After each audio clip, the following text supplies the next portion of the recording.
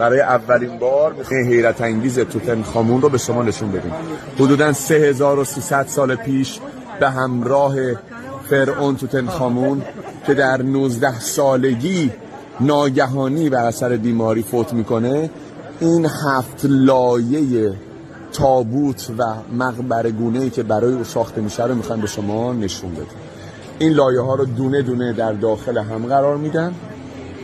ببینید باکس هایی که به این صورت، من یه خورده سریعتر عبور میکنم، همه اینها با طلا و نقش های این گونه بسیار ظریف و زیبا توتنخامون رو در جلوی اوسایریس نشون میده بعد از مرگش برای رسیدن به حیات جاودان.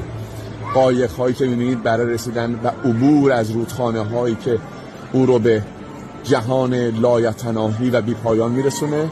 و این 4 تا در داخل همدیگه بوده. سلام و دوستان ایرانی از جای دیگه دور هم داریم. این یکی از تابوت هاییه که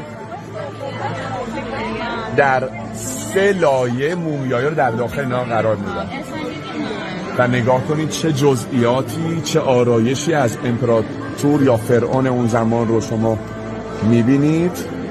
وای وای.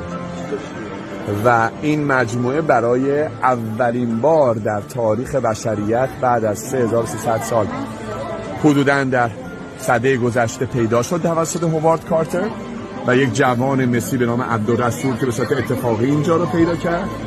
این لایه دوم و مهمترین چیزی که در این موزه هست، در کنار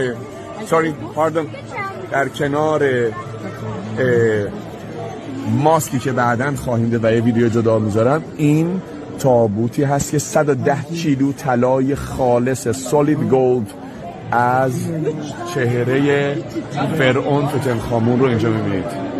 بی‌نظیره، اصلا قابل صحبت نیست و هیچ وقت نمیشد از این مجموعه عکس و فیلم گرفت اگر هم بعضی از اونها رو نشون میدن. 5490 شی با فرعون دفن شده بود و در جلوی چشمان زیبان شما الان بنده دارم برای اولین بار از اینها فیلم میگیرم و هیچ وقت به صورت مستند در نیامده بود.